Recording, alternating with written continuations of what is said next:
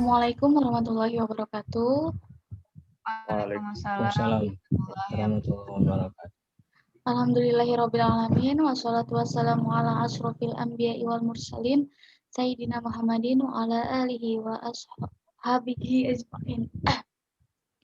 Rabbi shrah li sadri wa yassir li amri wahlul 'uqdatam min lisani yafqahu qawli amma ba'du. Kembali lagi bersama kita mahasiswa FAI Unsika program studi PAI 2018 masih dengan orang-orang dan pemateri yang sama. Sebelumnya, bagaimana kabarnya teman-teman semua? Alhamdulillah kita sudah memasuki puasa yang ke hari ke-25 ya.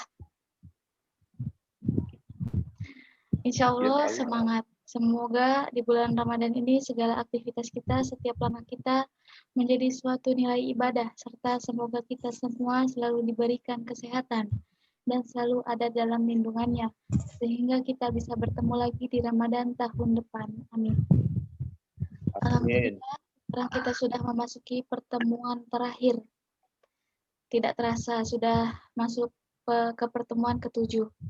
Terima kasih kepada teman-teman yang sudah setia dari minggu pertama mengikuti kegiatan ini, dan selamat datang dan salam kenal pula kepada teman-teman semua yang baru mengikuti kegiatan PKM ini di Zoom meeting ini. Insya Allah di kegiatan PKM ini semua akan mendapat suatu keberkahan, pengetahuan, serta ilmu bermanfaat bagi kita semua. Baik, di pertemuan kali ini kami akan menjelaskan mengenai hadis tentang taun atau wabah adalah kesyahidan. Nah, ini materi yang terakhir yang akan kita sampaikan. Langsung saja kepada teks hadisnya yang akan dibacakan oleh Sahrul Gunawan. Bismillahirrahmanirrahim. Adapun dalam teks hadisnya, A'udzubillahi minasyaitonirrajim. Bismillahirrahmanirrahim. Hadasana Hamid bin Umar al-Baqrawiyyi, hadasana Abdul Wahid, yakni bin Ziyad, hadasana Asim an Hafsah binti Sirin, kolali an Anas bin Malik, bima mata Yahya bin Abi Amroh, kolaj, kultu bit ta'un, kolaj, kola Rasulullah sallallahu alaihi wasallam, ataun sahadatu likulli muslimin, rawahu Muslim, yang artinya menceritakan kepada kami Hamid bin Umar al-Baqrawi, menceritakan kepada kami Abdul Wahid bin Ziyad, menceritakan kepada kami Hasim dari Hafsah binti Shirin. Ia berkata, Anas bin Malik berkata kepadaku, Yahya bin Abi Amroh meninggal karena apa? Aku berkata, karena taun. Lalu Anas berkata, Rasulullah Shallallahu Alaihi Wasallam bersabda, taun adalah kesahidan atau dihitung syahid bagi setiap muslim. Hadis riwayat Muslim. Untuk syarahnya akan dijelaskan oleh Maida dan Aliansah. Baik, bismillahirrahmanirrahim. Selanjutnya mengenai syarah dan penjelasan hadis.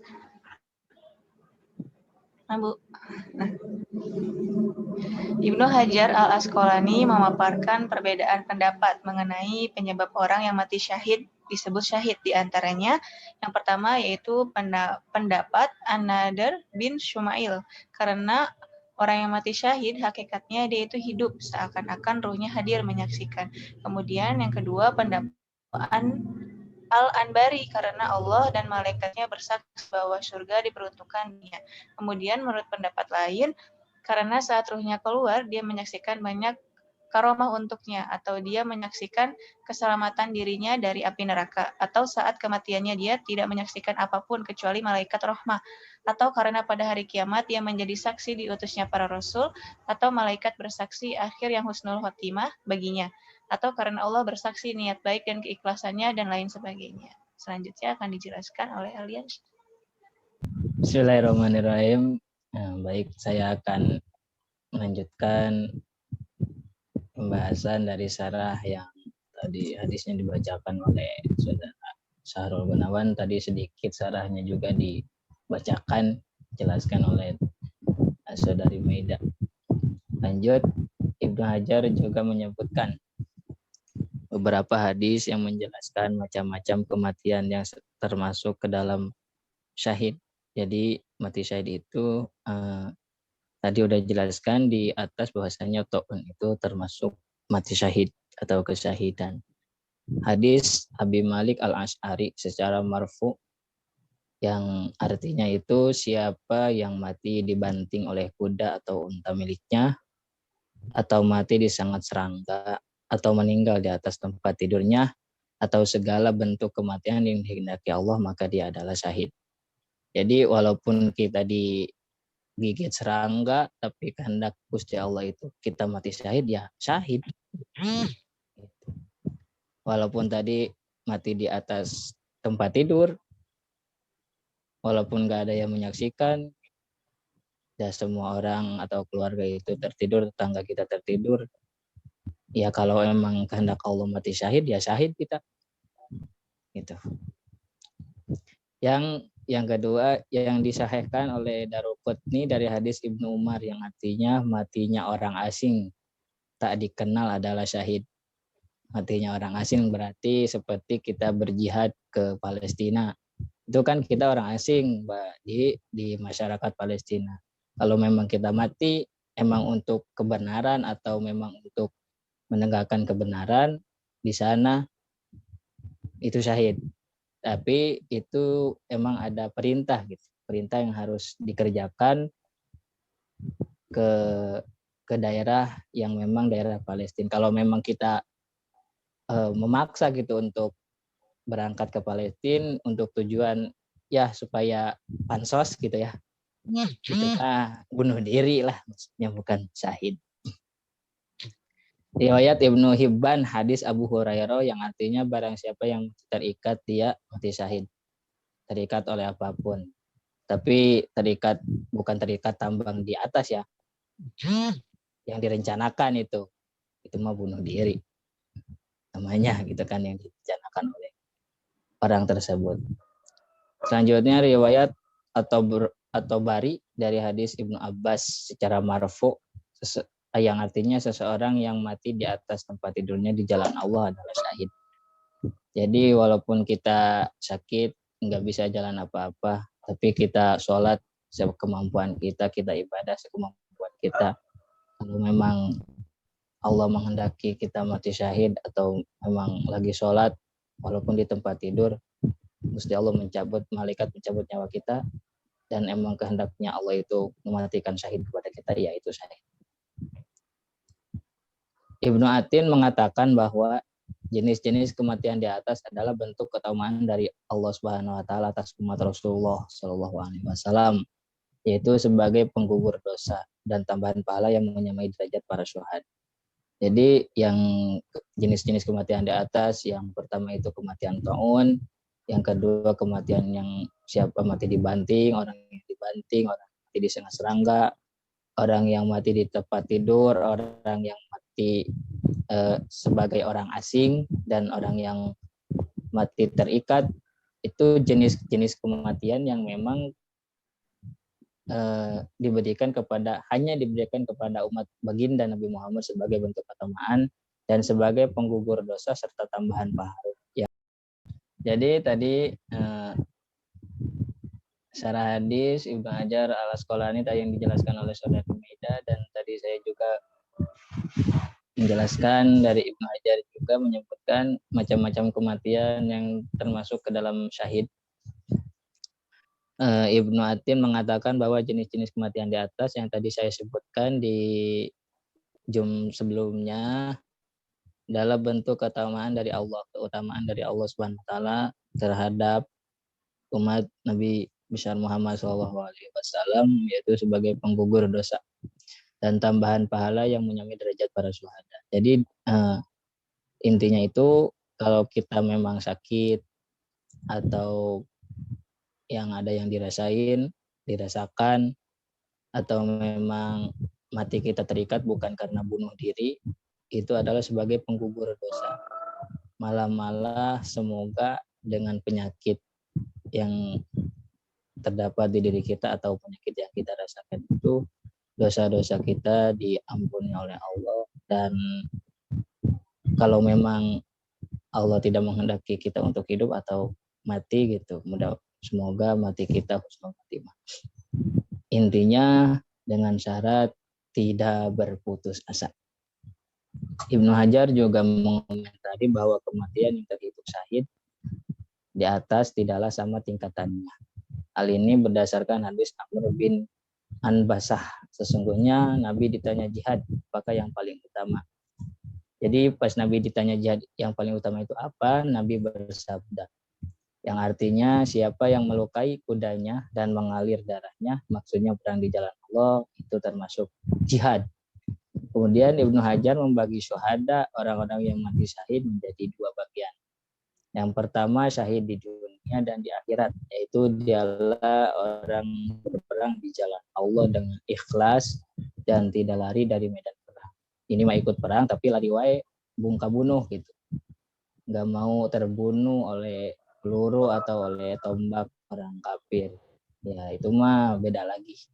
Kedua, syahid di akhirat, unggul di akhirat saja, yaitu kematian yang telah disebutkan di atas tadi, yang mati di tempat tidur, yang mati terikat, mereka diberi pahala seperti pahala para syuhada yang mati berperang di jalan Allah, namun tidak berlaku mereka di dunia. Jadi ya di dunia itu seperti biasa gitu, nanti di akhirat saja di Allah Subhanahu wa Ta'ala.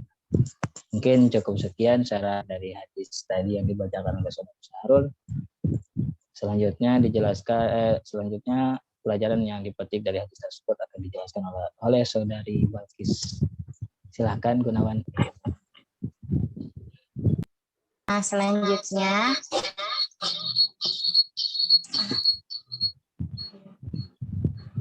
pelajaran yang dapat dipetik dari hadis tadi yang dibacakan oleh Syahrul, kemudian dijelaskan oleh Maida dan Alianza, maka pelajaran yang dapat dipetik dari hadis tersebut di antara rahmat Allah Subhanahu wa Ta'ala atas umat Nabi Muhammad Shallallahu Alaihi Wasallam itu Allah menganugerahkan kematian yang menyamai derajatnya para syuhada atau matinya syahid gitu. Nah, mati syahid itu diantaranya kematian tersebut adalah orang yang meninggal karena suatu wabah. Nah, kembalikan lagi kepada moderator. Baik, terima kasih kepada semua pemateri. Mungkin hanya ini yang dapat kami sampaikan. Boleh kepada teman-teman untuk bertanya. Jadi bisa disimpulkan seluruh materi yang menjadi kajian untuk PKM pada tahun sekarang, PKM online itu bisa dipastikan bahwasannya berhubungan dengan yang pertama yang dihubungkan dengan COVID-19 pada saat ini. Yang kedua, masalah takdir atau kehendak Allah yang tidak bisa diganggu gugat oleh rencana manusia. Yang ketiga, tentang penyakit taun atau penyakit corona ini insya Allah termasuk ke dalam mati syahid. Dan yang terakhir yaitu sejarah adanya penyakit taun atau penyakit yang memang seperti sekarang penyakit menular itu sudah ada sejak pada masa baginda Kanjeng Nabi Sallallahu Alaihi Wasallam. Itu rincian materi yang sudah dijelaskan dari pekan pertama sampai sekarang pekan terakhir atau pekan ke-7. Satu lagi ketinggalan. Apa? Tentang penyakit pasti ada obatnya. Iya, tentang penyakit pasti ada obatnya. Kalau penyakit pasti ada obatnya, ya syariatnya kita beli ke apotek, hakikatnya itu dari Allah Subhanahu wa Ta'ala. Terus tentang lockdown wilayah saat terjadi wabah penyakit.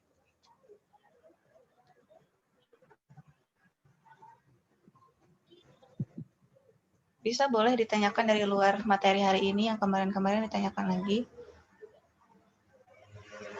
Tentang sejarahnya boleh.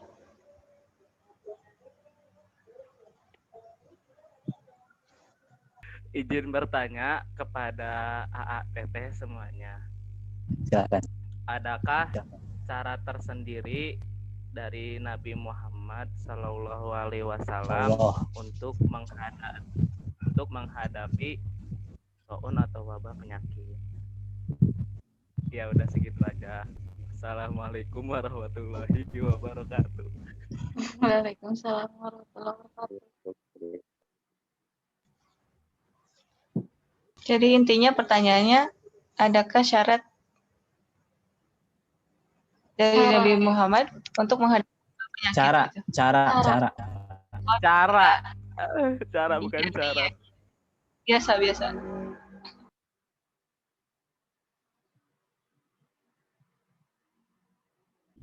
Izin bertanya, cek, halo, Iya, boleh? boleh. Baik, bismillahirrahmanirrahim. Assalamualaikum warahmatullahi wabarakatuh. Waalaikumsalam Waalaikumsalam. warahmatullahi Ya, wabarakatuh. nama Yusuf Al-Khair, ini disuruh nanya sama Nopal ya. Kasih.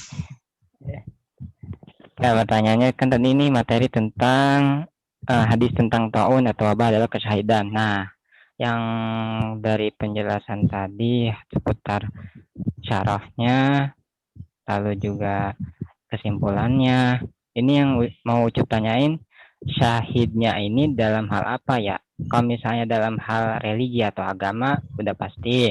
Tapi kalau misalnya dalam hal lain, dalam membela negara, misalnya itu seperti apa ya kaitannya? Mungkin itu aja sih. Sekian, terima kasih. Assalamualaikum warahmatullahi wabarakatuh. Waalaikumsalam warahmatullahi wabarakatuh. Waalaikumsalam warahmatullahi wabarakatuh. Ya, makasih Nopal, Brespen, dan Ucup. Yang pertanyaannya mantap sekali. Ya baik, tadi pertanyaan Nopal Sauki, bagaimana cara Rasulullah SAW menghadapi taun, yaitu dengan cara jika kamu mendengar wabah di suatu wilayah, janganlah kalian mendatanginya yang kemarin itu, dan jika terjadi wabah di tempat kamu berada, dan janganlah memberikan diri meninggalkan tempat itu.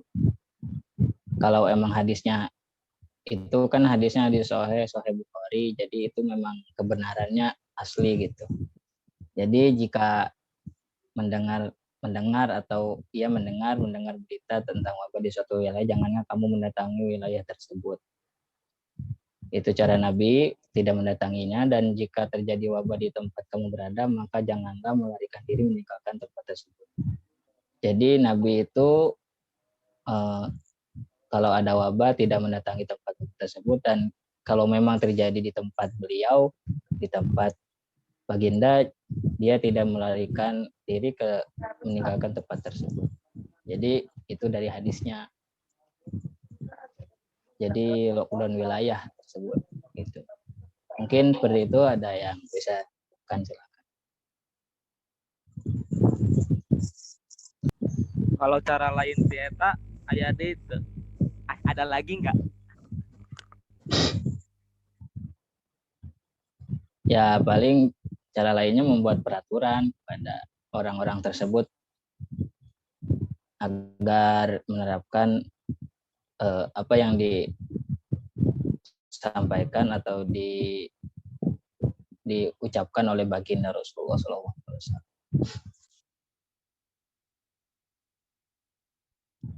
Mungkin seperti itu, soalnya kan penyakit taun itu melanda negeri Syam, negeri yang memang jauh dekat sih, cuma sepengetahuan saya itu seperti itu. Jadi bila ada yang ingin menambahkan, silakan supaya lebih Ya, jelas. jelas. Bismillahirrahmanirrahim. Izin menambah jawaban Ali. Nah, ini jadi Nopal. Jadi intinya pada zaman Nabi juga dalam menghadapi taun atau wabah gak jauh beda dengan zaman sekarang, seperti lockdown. Ataupun zaman sekarang seperti memakai masker, jaga jarak, dan cuci tangan gitu. Karena pada zaman Nabi Muhammad juga sudah menerapkan lockdown. Zaman sekarang ikut zaman Nabi juga seperti itu caranya. Jelas gak? Jadi memang zaman Nabi itu peraturan yang disampaikan oleh Nabi itu langsung diterima oleh umat dan dijalankan. Tapi kalau sekarang kan beda lagi urusannya. Nah, bedanya Masyarakatnya memang beda lagi. Yang ngebedain mah pola pikirnya lah, yang bedain pola pikir. Terus apakah ada gitu sama seperti zaman sekarang larangan untuk pergi ke masjid? Kan waktu itu sempat tuh di Indonesia ini ada larangan untuk berjamaah ke masjid. Apakah ada di zaman Nabi gitu kan, ketika ada wabah, para sahabat atau para umat muslim itu dilarang untuk pergi ke masjid seperti itu? Bismillahirrahmanirrahim. Ada jelasnya surahnya? Jelas. Cuma agak detetan dulu. Oh. Dijelasin. Nah, Anopal di sini menurut Ibnu Hajar Al Asqalani dari hadis yang tadi Ali jelaskan, bahwa seseorang yang hendaknya memasuki suatu wilayah, lalu dia mengetahui di wilayah tersebut terpapar taun atau wabah, agar ia kembali pulang. Hal itu bukanlah keyakinan terhadap adanya pertanda keburukan, melainkan bentuk pencegahan agar terhindar dari kebinasaan. Nah, jadi sholat atau berjamaah gitu ya, tidak boleh gitu. Sepertinya hanya di zona yang terpapar untuk pencegahan agar terhindar dari kebinasaan gitu. Jadi zaman Nabi juga udah dilaksanakan seperti itu. Ya. Iya, daripada jadi sedia payung sebelum hujan itu berlaku pada corona ini gitu ya. Kan pas dulu pas 2019 itu kan memang baru pertama kali datang ke Indonesia, dan memang beritanya COVID-19 ini itu membahayakan bagi tubuh, apalagi lansia. Jadi kan di masjid-masjid itu kan banyak-banyaknya lansia gitu. Daripada memang terpapar orang tua atau lansia-lansia itu, lebih baik ditutup. Ya, memang tapi dalam bentuk pencegahan, bukan dalam bentuk dilarang gitu ke masjid, tapi dalam bentuk pencegahan. Iya, ada terhindar kebinasaan. Dan akhirnya sampai sini ke sini ada pembatasan jarak 1 meter. Jadi sudah diperbolehkan tuh, maksudnya nggak dilarang lagi, maksudnya nggak dilarang pergi ke masjid, cuma di masjidnya dijarak. Tapi kalau memang menurut peraturan sholat atau rukun sholat, syarat sholat itu memang harus rapat gitu kan. Kalau memang dalam ilmu fikih itu harus rapat, nggak boleh ada anggangan. Jadi kalau ada anggang, kalau ada jarak, itu dimasuki oleh setan. Kalau memang jalurnya kepada fikih ibadah, tapi kan ini pencegahan, namanya juga pencegahan, pasti ada yang harus dikorbankan gitu. Mungkin ulama-ulama kontemporer zaman sekarang itu meminimalisir atau bermusyawarah gimana kalau memang masjid-masjid itu sholatnya di jarak, apakah itu ada pendapatnya atau ada penjelasannya, mungkin sudah ketemu. Nah, ya saya mah tapi di wilayah saya itu dia nggak dijarak, nggak diapa-apain gitu.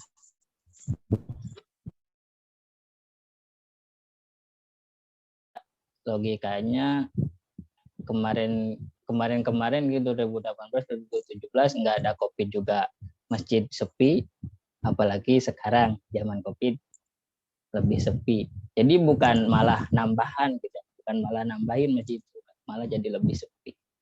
Itu sangat disayangkan sekali. Mungkin gimana, Nopal? Nah, jadi ngebahas karena sholat kan. Aja kawan. Kemana wae nya, penting mah. Nah, membahas tentang sholat gitu. Tadi tentang aliansyah, nah sholat terus gitu misalkan. Nah, dulu teh pernah ngedengar kalau nggak salah, kalau misalkan kita sholat berjamaah terus ada satu saf yang kosong untuk satu orang gitu, hanya untuk satu orang.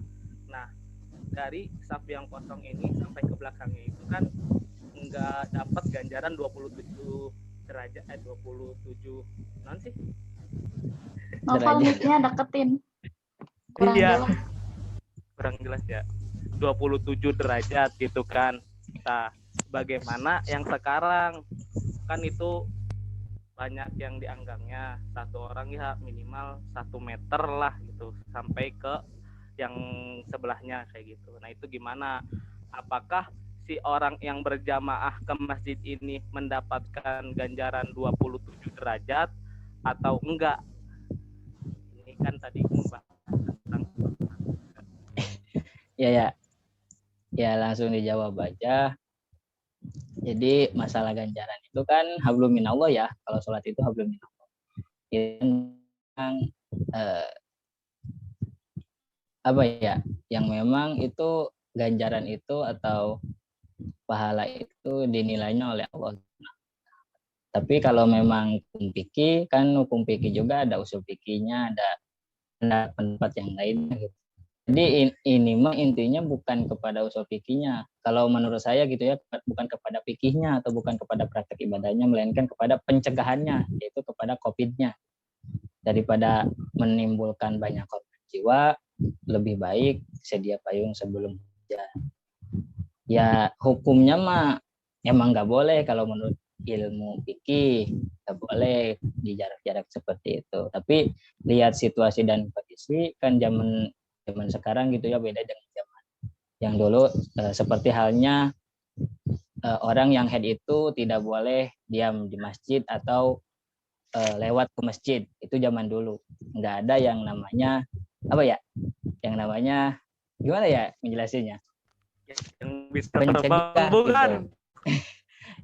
yang namanya pencegah gitu kan, pencegah buat haid tersebut. Tapi sekarang kan pabrik-pabrik banyak yang menciptakan hal tersebut, banyak yang menciptakan lebih praktis biar orang-orang tersebut itu berdiam diri di masjid gitu atau di majelis ta'lim. Itu kan boleh, itu sebagai apa, kontemporer atau sebagai hal yang baru. Memang di kitabnya mah gitu ya, di istilah pendapatnya mah nggak boleh lewati masjid atau berdiam diri di masjid, nggak boleh. Tapi itu kepada orang haid. Tapi sekarang bisa jadi boleh, soalnya kan ada penghalang buat orang yang haid tersebut. Sama halnya seperti sekarang hukum jaga jarak gitu ya dalam sholat. Ya hukumnya mah memang tidak boleh, cuma pencegahan gitu. Kalau menurut saya itu kalau pemahaman saya itu pencegahan. Tapi kalau memang daerah tersebut tidak menerapkan hukum jaga jarak, ya rapetin aja gitu.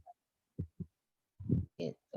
Kalau memang mau sempurna sholatnya, itu sih. Tapi ganjaran berjamaahnya itu dapat apa enggak ya, itu mah urusannya dengan Allah Subhanahu wa Ta'ala. Semua ibadah yang kita kerjakan itu urusannya dengan Allah Subhanahu wa Ta'ala. Gimana, Naufal, Sauki? ya terus ke Allah mah mentok urusan sama Innalillahi wa Allah inna mah ilaihi raji'un. ya udah susah Daripada lama gitu kan, mending udah gitu aja lah. ya, makasih Bang. Sama-sama. Jadi membahas tentang sholat lah. Iya nggak apa-apa, aku mah baru belajar sholat. Anak kecil mah. Baru niatan atuh mah. Tadi pertanyaan dari Yusuf itu kan kesahidannya itu dalam bentuk apa ya? Dalam bentuk agama apa gimana gitu kan? Pertanyaannya tadi. Mana Yusuf, masih ada Yusuf? Masih Mang. Gimana kabarnya, Cup? Sehat? Alhamdulillah sehat. Ya, tadi pertanyaannya itu kesahidannya itu dalam bentuk apa? Jadi syahid itu ada dua ya, Cup. Ada syahid dunia dan akhirat dan ada syahid akhirat saja. Kalau memang ini yang dijelaskan di sini itu taun itu merupakan kesahidan atau beberapa dari kesahidan. Tapi dengan catatan orang yang terkena taun itu yang pertama harus sabar, yang pertama harus harus mempercayai bahwasannya takdir Allah itu ya seperti ini, bahwasanya mungkin saya ini mungkin kesayangan Gusti Allah itu ya gini, memberikan penyakit taun kepada kita. Itu harus bersabar, itulah sudah takdir dari Allah.